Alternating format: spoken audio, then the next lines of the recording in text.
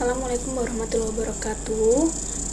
Pada kesempatan ini saya akan membawakan materi dari Departemen Obstetrik dan Ginekologi, yaitu prolaps tali pusat. Prolaps tali pusat itu apa? Prolaps tali pusat itu merupakan keadaan di mana tali pusat itu lahir mendahului janin lahir. Jadi janinnya belum lahir, si tali pusatnya ini sudah lahir. Nah, pendahuluan yang pertama, prolaps tali pusat ini dapat menyebabkan kompresi pada tali pusat oleh janin yang menurun selama persalinan. Kompresinya karena apa? Karena tertekan antara bagian terbawah janin dengan pintu atas panggul. Nah, hal ini dapat menyebabkan hipoksia janin dan bradikardia yang dapat menyebabkan kematian atau kecacatan permanen pada janin. Hal tersebut menyebabkan prolaps tali pusat ini sebagai salah satu dari kegawat daruratan obstetrik. Walaupun kasusnya ini masih jarang, namun prolaps tali pusat ini dapat menyebabkan tingkat morbiditas dan mortalitas janin yang tinggi, sedangkan pada ibu itu rendah. Untuk kasus morbiditas dan mortalitas pada ibu itu insidensial karena proses persalinan yang dipercepat. Ini definisinya, jadi prolaps tali pusat itu keluarnya tali pusat secara prematur dalam persalinan sebelum janin dilahirkan.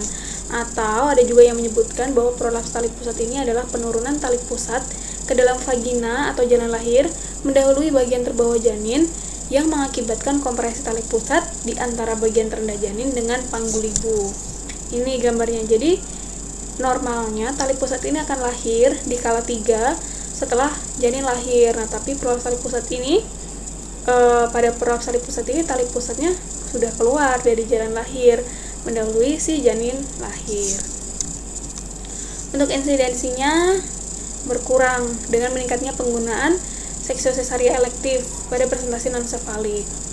Ini dulu, jadi insidensinya dibandingkan dulu ini sudah berkurang. Nah, saat ini insiden prolaps tali pusat ini sekitar 1 dari 300 kelahiran, atau ada juga yang menyebutkan 1 hingga 6 per 1000 kelahiran, dan tetap konstan selama 2 dekade terakhir.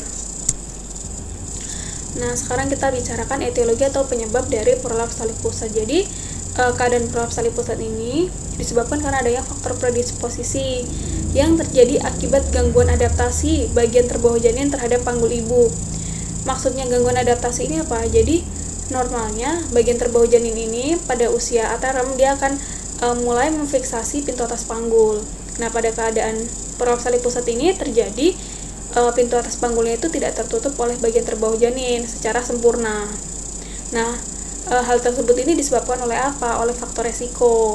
Yang pertama itu malpresentasi, paling sering itu presentasi melintang, dan selanjutnya itu sungsang. Lalu prematuritas ini akan menyebabkan janinnya itu kecil sehingga tidak bisa memfiksasi pintu atas panggul. Lalu janin kembar. Nah, pada keadaan janin kembar ini untuk yang memiliki resiko prolaps tali pusat ini lebih ke janin yang lahir kedua gitu. Selanjutnya polyhydramnion ini dapat menyebabkan floating dari janinnya, sama bisa menyebabkan pintu atas panggul itu tidak tertutup. Lalu panggul sempit. Lalu janin kecil ini hampir sama dengan prematuritas tadi. Lalu faktor plasenta. Nah, faktor plasenta ini yang dimaksud apa? Yang pertama, plasentanya terlalu panjang. Lalu plasenta previa yang letaknya itu marginal. Lalu iatrogenik. Contohnya pada ketuban pecah rendah. Lalu rotasi kepala secara manual.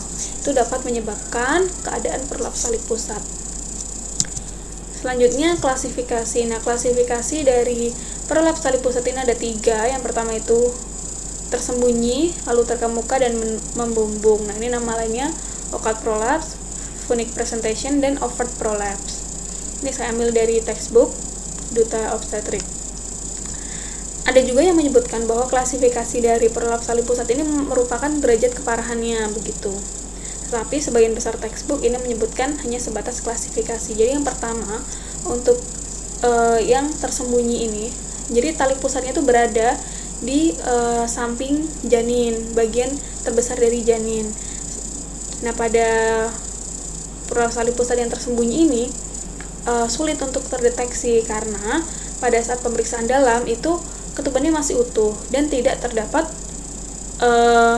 adanya penonjolan akibat turunnya si tali pusat ini. Jadi biasanya diketahui pada saat pemeriksaan antenatal care atau pemeriksaan denyut jantung janin. Jadi diketahui bahwa terjadi deselerasi atau penurunan pola denyut jantung janin. Nah, ini dapat kita curigai adanya prolaps tali pusat. Selanjutnya untuk yang terkemuka atau phonic presentation ini, tali pusatnya sudah berada di depan bagian terbawah janin. Nah, pada keadaan phonic presentation ini, ketika pemeriksa melakukan pemeriksaan dalam itu akan teraba ketubannya masih utuh. Namun tangan pemeriksa itu dapat meraba adanya denyut jantung janin akibat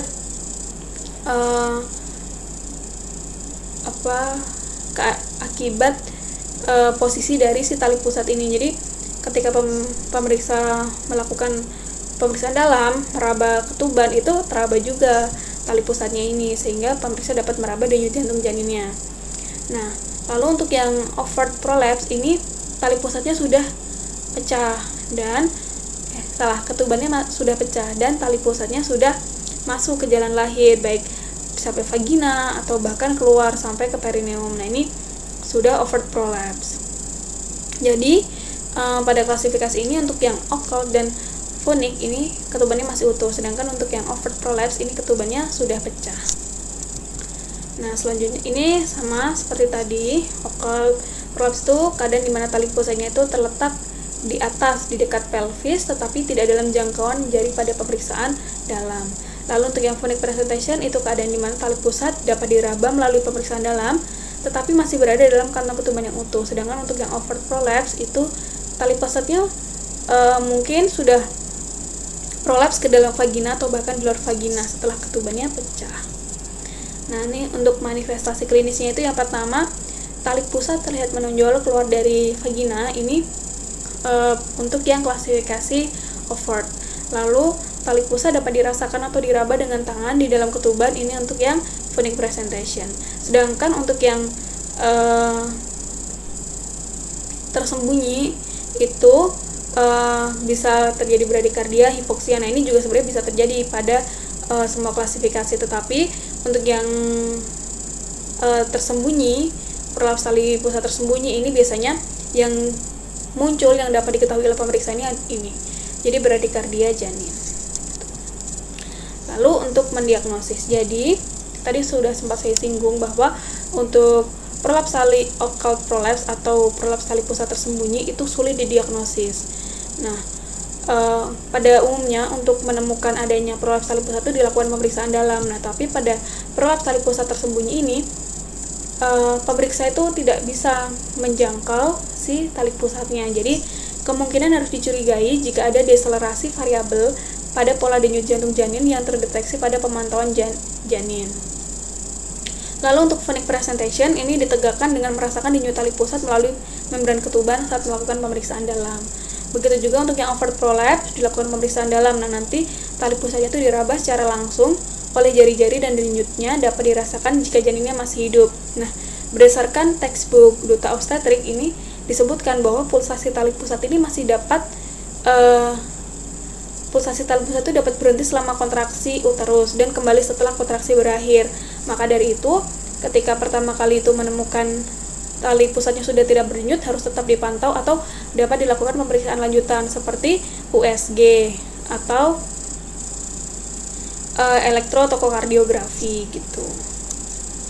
Selanjutnya ini, jadi diagnosis untuk menegakkan prolaps tali pusat ini yang pertama dilakukan pemeriksaan dalam, lalu USG dan pemeriksaan kardiotokografi. Nah, pemeriksaan internal atau pemeriksaan dalam itu harus wajib hukumnya dilakukan setiap kali ada kasus ketuban pecah dini atau selama persalinan pada semua kasus malpresentasi, kasus kembar, lalu hidramnion, dan presentasi vertex di mana kepala tidak terlibat. Nah, selanjutnya untuk tata laksana ini adalah hal yang paling penting ketika kita menemui kasus prolaps tali pusat.